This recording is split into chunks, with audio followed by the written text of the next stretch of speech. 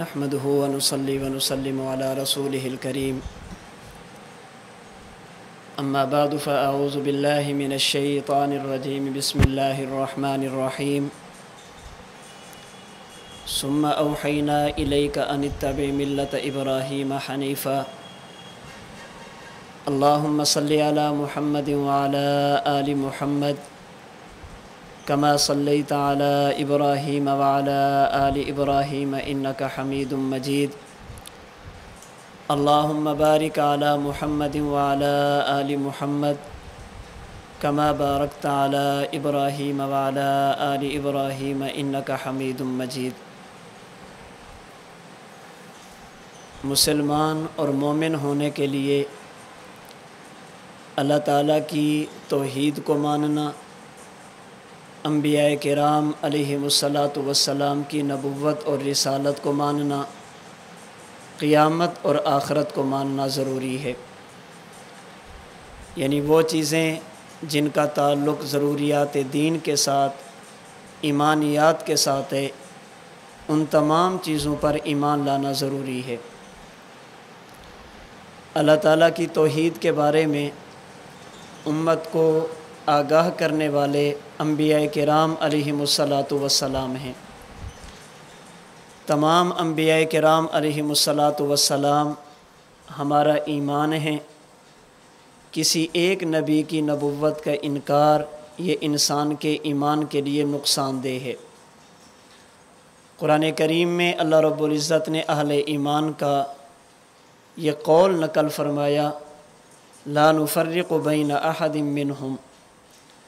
اہل ایمان انبیاء کرام علیہم الصلاۃ والسلام پر ایمان لانے میں تفریق نہیں کرتے، بعض انبیاء کو مانے اور بعض انبیاء کو نہ مانے۔ اہل ایمان ایسا نہیں کرتے۔ نفس ایمان میں تمام انبیاء کرام علیہم الصلاۃ والسلام یہ برابر ہیں۔ نفس نبوت میں تمام انبیاء کرام علیہم السلام برابر ہیں۔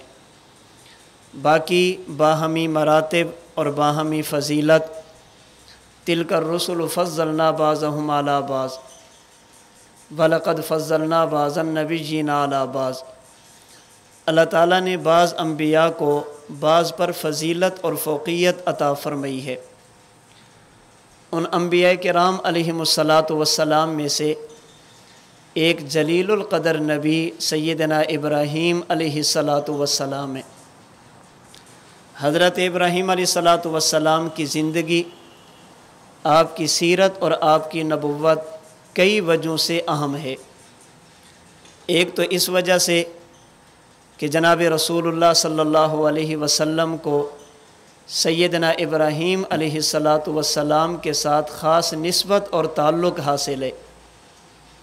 حضرت ابراہیم علیہ الصلاۃ والسلام نے اللہ تعالیٰ سے جس عظیم الشان پیغمبر کو مانگا اور اللہ نے آپ کی دعا کو قبول فرما کر نبی کو دنیا میں بھیجا، وہ ہمارے پیغمبر ہیں صلی اللہ علیہ وسلم۔ اور قرآن کریم میں اللہ رب العزت نے رسول اللہ صلی اللہ علیہ وسلم کو اور آپ کے واسطہ سے آپ کی امت کو ملت ابراہیمی پر چلنے کا حکم دیا۔ ثم اوحینا الیک ان اتبع ملت ابراہیم حنیفا۔ اور قرآن کریم میں اللہ رب العزت نے ان تمام لوگوں کی تردید فرمائی ہے جو گمراہ ہونے کے باوجود خود کو ابراہیمی کہتے تھے یا اپنی نسبت سیدنا ابراہیم علیہ الصلاۃ والسلام کے ساتھ جوڑتے تھے۔ ما کان ابراہیم یہودیہ ولا نصرانیہ ولکن کان حنیفا مسلما وما کان من المشرکین۔ اور جناب رسول اللہ صلی اللہ علیہ وسلم اور آپ پر ایمان لانے والے اہل ایمان کا تعلق حضرت ابراہیم کے ساتھ بیان فرمایا، ان اول الناس بابراہیم للذین اتبعوہ وہذا النبی والذین آمنوا۔ تو سیدنا ابراہیم علیہ الصلاۃ والسلام انبیاء کرام علیہم الصلاۃ والسلام میں ایک خاص مقام اور خاص فضیلت رکھتے ہیں۔ ذی الحج کے مہینے میں جہاں پر علماء امت حج کی عبادات کا تذکرہ کرتے ہیں، उम्मत को हज की तालीमात से आगाह करते हैं, क़ुरबानी के फ़ज़ाइल और मसाइल उम्मत के सामने रखते हैं, तो उम्मत के उलमा, वाइज़ीन, खुतबा और मुबल्लिगीन इस महीने की मुनासबत से सैयदना इब्राहीम अलैहिस्सलातु वस्सलाम की सीरत और आपकी ज़िंदगी को उम्मत के सामने बयान करते हैं, ताकि पता चले कि सैयदना इब्राहीम अलैहिस्सलातु वस्सलाम कौन थे और आपकी ज़िंदगी से अहले ईमान को कौन कौन से दर्स मिलते हैं। उनमें से चंद एक का तज़किरा आपकी खिदमत में करता हूँ कि हज़रत इब्राहीम अलैहिस्सलाम की ज़िंदगी से मुझे और आपको सबक क्या मिलता है, अक़ैद कौन से मिलते हैं, मसाइल कौन से मिलते हैं, अखलाक और आदात कौन कौन सी मिलती हैं। सैयदना इब्राहीम अलैहिस्सलातु वस्सलाम की ज़िंदगी और सीरत को अगर पढ़ा जाए तो आपकी ज़िंदगी में एक बुनियादी और सबसे पहली चीज़ मिलती है एतदाल की। हज़रत इब्राहीम अलैहिस्सलातु वस्सलाम ने जिस माहौल और मुआशरे में आँख खोली वो मुशरिकीन का माहौल था। आपने जिस घर में आँख खोली, आपका वालिद सिर्फ़ ये नहीं कि बुत की इबादत करने वाला था बल्कि बुत फरोश भी था, बुतों को बनाकर आगे उनकी तिजारत किया करता था। हज़रत इब्राहीम अलैहिस्सलातु वस्सलाम ने ऐसे माहौल में हक़ का नारा बुलंद फरमाया, अल्लाह की तौहीद की दावत दी। फिर जब मुआशरा इतना मुखालिफ हो, घर के लोगों को समझाना पड़े, तो उमूमन ऐसे मौके पर लोग एतदाल का दामन छोड़ देते हैं। बाज़ लोग मुआशरे की वजह से अल्लाह की तौहीद में नरमी कर जाते हैं, अल्लाह ताला की वहदानियत में नरमी कर जाते हैं, और बाज़ लोग अल्लाह की तौहीद की वजह से अपने बड़ों की बेअदबी और गुस्ताखी पर उतर आते हैं। जबकि एतदाल ये है कि ऐसे मौके पर तौहीद का भी ख्याल किया जाए और अदब का दामन भी हाथ से छूटने न पाए। हज़रत इब्राहीम अलैहिस्सलातु वस्सलाम की ज़िंदगी और सीरत को आप पढ़ें, आपको अल्लाह की तौहीद भी नज़र आएगी और उसमें किसी किस्म की लचक नहीं मिलेगी, और अदब और एहतराम भी यूँ मिलेगा कि बेअदबी का दूर दूर तक नामो निशान नहीं होगा। हज़रत इब्राहीम अलैहिस्सलातु वस्सलाम ने जब अल्लाह की तौहीद को बयान फरमाया तो उन तमाम लोगों की तरदीद फरमाई जो अल्लाह के साथ किसी सूरत में भी शिरक करते थे, ख़्वाह वो बुतों को सजदा करके, ख़्वाह वो सूरज की पूजा करके, चाँद की पूजा करके या सितारों की पूजा करके। लेकिन जब समझाने की बारी आई तो हज़रत इब्राहीम अलैहिस्सलाम ने अदब का दामन भी नहीं छोड़ा। हज़रत इब्राहीम अलैहिस्सलातु वस्सलाम के तर्ज़ तकल्लुम को, आपकी गुफ्तगू को अल्लाह ताला ने कुरान करीम में नकल फरमाया। आप अपने वालिद को समझाते हैं तो कैसा तर्ज, या अबती या अबती या अबती, ऐ अबू जान मेरी बात समझें, अब्बा हुजूर मेरी बात पर तवज्जो करें, ये अदब है। और जब बात मौक़िफ़ की है, लिमा ताबुदु मा ला यस्मउ वला युबसिर वला युगनी अन्का शैया, ऐसों की पूजा क्यों करते हो जो न सुनते हैं, न देखते हैं, न आपको फ़ायदा और नुकसान पहुँचा सकते हैं। या अबती इन्नी क़द जाअनी मिनल इल्मि मा लम यातिक फत्तबीनी अहदिका सिरातन सविया, अब्बा जान आप मेरे वालिद हैं लेकिन शरीयत का जो इल्म मेरे पास है वो आपके पास नहीं है। या अबती ला ताबुदिश शैतान इन्न शैतान कान लिर्रहमान यसिया, अब्बा जान शैतान की बात न मानिए, शैतान रहमान का भी नाफरमान है और ये आपको भी नाफरमानी करवा के आपको भी जहन्नम में साथ लेकर जाएगा। तो हज़रत इब्राहीम अलैहिस्सलातु वस्सलाम की इब्तिदाई गुफ्तगू, आपकी ये इब्तिदाई तबलीग अहले ईमान को ये दर्स देती है कि अक़ैद, मसाइल और दीन की दावत के बारे में एतदाल का दामन नहीं छोड़ना चाहिए। आज बहुत सारे लोग ऐसे हैं जो अल्लाह की तौहीद का नाम लेते हैं और तौहीद की आड़ में कभी औलिया की बेअदबी करेंगे, कभी करामात पर हमले करेंगे, कभी बुज़ुर्गों के कश्फ का इनकार करेंगे, कभी सहाबे किराम रज़ी अल्लाह अन्हुम अजमईन की शख्सियात को ज़ेर बास लेंगे। और बसौक़ात ऐसा भी होता है कि अम्बिया किराम अलैहिमुस्सलातु वस्सलाम के मोजज़ात का इनकार, और बाज़ औक़ात ऐसा होता है कि अम्बिया की बेअदबी और गुस्ताखी की जाती है। ایک بہت بڑا طبقہ ایسا ہے جو توحید کا نام لے کر بزرگوں کی گستاخی کرتا ہے، اور بہت بڑا طبقہ ایسا ہے جو بزرگوں کے ادب کی آڑ میں شرک کرتا ہے، کرامات کی بنیاد پر اولیاء اللہ کو خود مختار سمجھتا ہے، عالم الغیب سمجھتا ہے، اور ان سے امداد، استعانت، ان سے مدد طلب کی جاتی ہے۔ یہ سیدنا ابراہیم علیہ السلام کی تعلیمات اور آپ کے واسطہ سے خاتم الانبیاء صلی اللہ علیہ وسلم کی تعلیمات نہیں ہیں۔ حضرت ابراہیم علیہ السلام کی ملت کا تقاضا یہ ہے، ہم اللہ کی توحید بھی مانیں، بزرگوں کا ادب بھی کریں، اللہ کی توحید بھی مانیں، صحابہ کرام کا ادب بھی کریں، اللہ کی توحید بھی مانیں، انبیاء کا ادب بھی کریں، کرامات کی بنیاد پر اللہ کے ساتھ کسی کو شریک بھی نہ ٹھہریں، اور توحید کی بنیاد پر اولیاء اللہ کی کرامات کو قرآن اور حدیث کے خلاف بھی نہ کہیں۔ اللہ کی توحید کی آڑ میں انبیاء کے معجزات کا انکار بھی نہ کریں، اور معجزات کو بنیاد بنا کر انبیاء کرام علیہم السلام کے مختار کل ہونے کا عقیدہ بھی نہ رکھیں۔ یہ حضرت ابراہیم کی زندگی کا اہم پہلو ہے، اللہ کی توحید بھی ہو اور ساتھ ساتھ ادب بھی ہو۔ حضرت ابراہیم علیہ السلام تھوڑے سے آگے بڑھے۔ حضرت ابراہیم نے اللہ سے اولاد مانگی، اللہ نے آپ کو بیٹا عطا فرمایا، اللہ نے بیٹا عطا فرمایا، کچھ بڑا ہوا، حضرت ابراہیم علیہ السلام کو خواب دکھایا گیا، آپ اپنے بیٹے کی گردن پر چھری پھیر رہے ہیں۔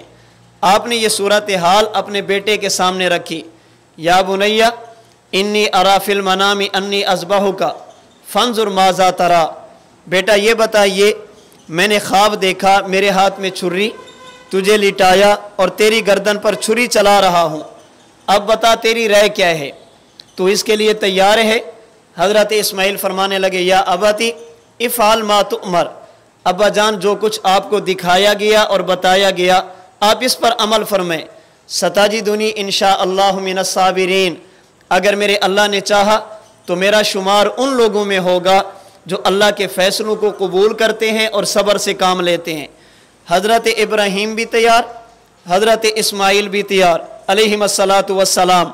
فلما اسلم وتلہ للجبین، حضرت ابراہیم نے اپنے بیٹے کو زمین پہ لٹایا، چھری لے کر اپنے بیٹے کی گردن پر چھری چلانا شروع فرمایا، چھری نہیں چلی، اللہ تعالیٰ نے حضرت ابراہیم سے حضرت اسماعیل کو بچایا، اور ان کے بدلے میں اللہ نے حضرت ابراہیم کے ہاتھ سے دمبا ذبح کرایا۔ وَنَادَيْنَاهُ أَن يَا إِبْرَاهِيمُ قَدْ صَدَّقْتَ الرُّؤْيَا، ہم نے کہا ابراہیم جو کچھ آپ نے دیکھا تھا آپ نے اپنے خواب کو سچا کر دکھایا۔ اللہ نے حضرت اسماعیل کو بچایا، وَفَدَيْنَاهُ بِذِبْحٍ عَظِيمٍ، اور اللہ رب العزت نے آپ کے بدلے میں ایک ذبح عظیم کرایا، آپ کے بدلے میں ایک دمبا ذبح کرایا۔ میں واقعہ کی تفصیلات میں نہیں جانا چاہتا، جو بات اس سے مجھے اور آپ کو ملتی ہے اور سمجھ آتی ہے وہ بات آپ کی خدمت میں عرض کرنے لگا ہوں۔ حضرات مفسرین کرام رحمہم اللہ فرماتے ہیں، حضرت اسماعیل علیہ السلام کو بچا کر جو دمبے کو ذبح کرایا گیا، یہ دمبا دنیا کا نہیں تھا بلکہ یہ دمبا جنت سے آیا تھا۔ 40 سال تک اس نے جنت کی خوراک استعمال کی، اس نے 40 سال تک جنت کا چارہ اور گھاس کھایا۔ اللہ نے حضرت اسماعیل کو بچانے کے لیے جنت سے دمبا بھیج کر اسے ذبح کروایا۔ اب سوال یہ ہے، اگر اللہ نے حضرت اسماعیل علیہ السلام کے بدلے میں دمبا ذبح کرانا تھا، اس کے بدلے میں دمبا دنیا کا بھی ہو سکتا تھا، دنیا کا جانور بھی ہو سکتا تھا۔ اللہ نے جنت سے جانور بھیجا، اس جانور بھیجنے کی حکمت اور وجہ کیا ہے؟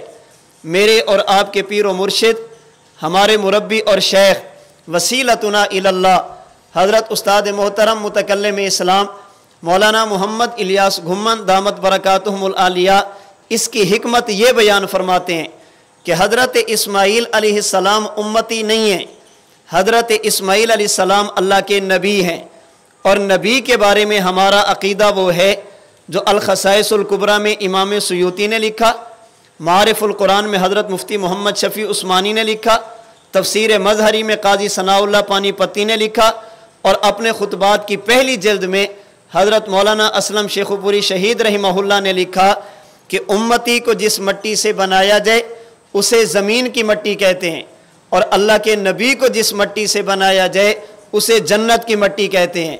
चूँकि जिसको बचाना था वो वजूद दुनिया का नहीं था, वो वजूद जिस मिट्टी से बनाया गया वो मिट्टी जन्नत की थी। उसे बचाने के लिए ज़मीन का बकरा और दुम्बा नहीं, उसे बचाने के लिए अल्लाह ने जानवर भी जन्नत से भेजा, ताकि ये पता चल जाए कि जिसे मैं बचाने लगा हूँ ये उम्मती नहीं है जिसके बदले में जानवर दुनिया का ज़बह किया जाता। अल्लाह ने जन्नत से दुम्बा भेज कर मुझे और आपको अकीदा दिया कि उम्मती के वजूद में मिट्टी ज़मीन की होती है और अल्लाह के नबी के वजूद में मिट्टी जन्नत की शामिल होती है। तो अल्लाह ने अपने नबी के बदले में ये दुम्बा ज़बह कराया। अब इस जानवर का ज़बह हो जाना, हज़रत इस्माईल अलैहिस्सलाम का बच जाना, इससे मुझे और आपको एक बात और भी समझ आती है। वो क्या? हमारा अकीदा है अल्लाह ताला अपने नबी को जन्नत की मिट्टी से बनाते हैं और अल्लाह रब्बुल इज़्ज़त मौत के बाद अपने पैगंबर को जन्नत में लेकर जाते हैं, और क़ियामत के दिन इसी दुनिया वाली जन्नत के साथ अल्लाह अपने नबी को जन्नतुल फिरदौस में दाखिल फरमाएंगे। मा बैन बैती व मिंबरी रोज़तुम मिन रियाज़िल जन्ना। अल्लाह के नबी जिस जगह पर मदफून हैं ये जगह आम जगह नहीं, ये जन्नत के टुकड़ों में से एक टुकड़ा है, जन्नत के हिस्सों में से एक हिस्सा है। वर्रौज़तु क़िताअतुम मिनल जन्ना नुक़िलत मिनल जन्नति व सतऊदु इलैहा। अल्लाह के नबी की कब्र वाली जगह ये आम जगह नहीं, ये जगह जन्नत का टुकड़ा है, ये जगह जन्नत है, और क़ियामत के दिन इसी को जन्नत में शामिल किया जाएगा। वो लोग जो अंबिया किराम अलैहिमुस्सलातु वस्सलाम की दुनिया की वफ़ात के बाद कब्र और बरज़ख में नबी के दुनिया वाले जिस्म की हयात नहीं मानते, अंबिया किराम अलैहिमुस्सलातु वस्सलाम की दुनिया वाली जिस्म की हयात का इनकार करते हैं। वो इस पर सवाल करते हैं, शुबा पेश करते हैं, भी देखें अगर ये जगह जन्नत है तो हुजूर पर वफ़ात क्यों हुई?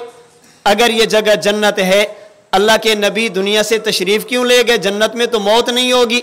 अगर ये जगह जन्नत है तो यहाँ पर वो लोग क्यों जाते हैं जिनके दिलों में ईमान नहीं है? ऐसे लोग क्यों जाते हैं जिनके दिलों के अंदर अल्लाह के नबी की ख़त्म नबुव्वत का अकीदा नहीं? जन्नत में तो कोई भी काफिर नहीं जाएगा। अगर ये वाकई जन्नत है तो यहाँ पर कोई काफिर भी ना जाता और यहाँ पर अल्लाह के नबी को वफ़ात भी ना आती। हज़रत मुल्ला अली क़ारी रहमहुल्लाह हाफिज़ इब्न हजर के हवाले से इसका जवाब नकल फरमाते हैं, फरमाते व इल्लम तमना नहवल जोई लित्तिसाफ़िहा बिसिफ़ति दारी दुनिया। फरमाते जन्नत में मौत नहीं आएगी, ये उस वक़्त जब क़ियामत के बाद होगा और बतौर जज़ा के जन्नत में दाखिला होगा। अगर अल्लाह के नबी सल्लल्लाहु अलैहि वसल्लम पर दुनिया में वफ़ात ही है, अल्लाह के नबी के जिस्म पर वो अहवाल हैं जिनका ताल्लुक़ दुनिया के साथ है, उसकी वजह लित्तिसाफ़िहा बिसिफ़ति दारी दुनिया, इसलिए कि उस वक़्त अल्लाह के नबी दुनिया में थे, अल्लाह के नबी आखिरत में नहीं थे। दुनिया में रहने की वजह से इस पर वो सारे अहवाल आते हैं जो उम्मत पर भी आते हैं। दुनिया में रहने की वजह से वो सारे हालात आते हैं जो उम्मत पर भी आते हैं। क्यों? इसलिए कि अल्लाह के नबी उस वक़्त दुनिया में थे। अगर किसी को ये बात समझ न आए तो हम पूछते हैं, बताइए हज़रत इब्राहीम अलैहिस्सलाम ने जिस दुम्बे को ज़बह फरमाया ये दुम्बा कहाँ से आया? जवाब मिलेगा जी जन्नत से।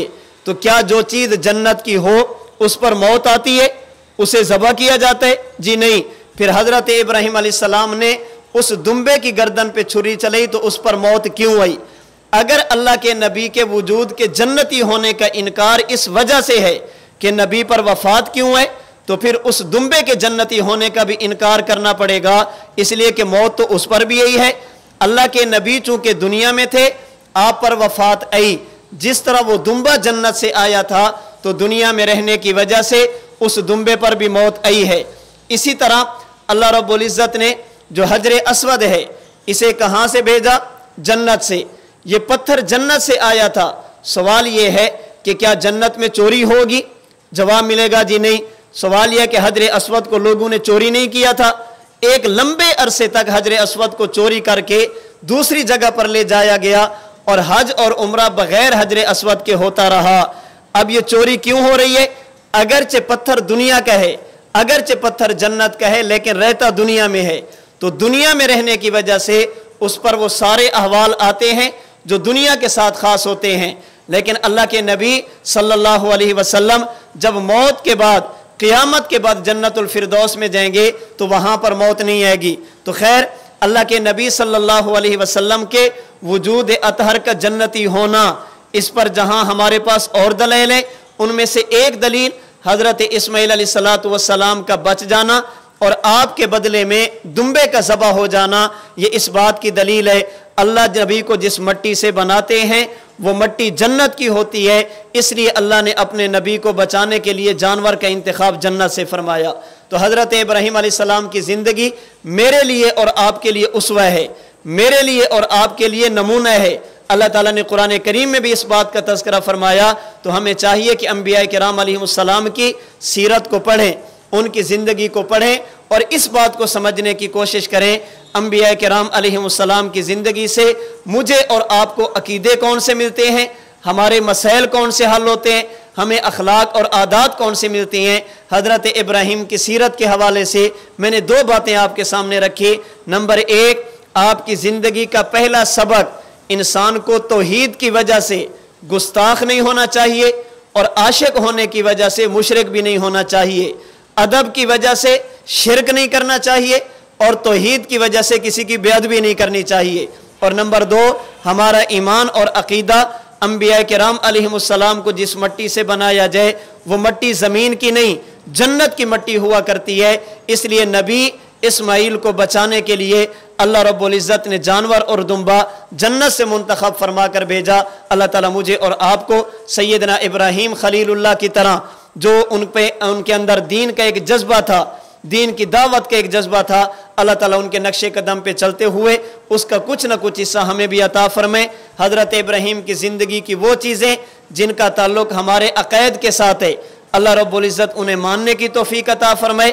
ہماری عبادات کے ساتھ ہے، اللہ ہمیں ان پر عمل کرنے کی توفیق عطا فرمائے۔ اگر ان کا تعلق اخلاق کے ساتھ ہے، اللہ تعالیٰ انہیں اپنانے کی توفیق عطا فرمائے۔ وآخر دعوانا ان الحمد للہ رب العالمین۔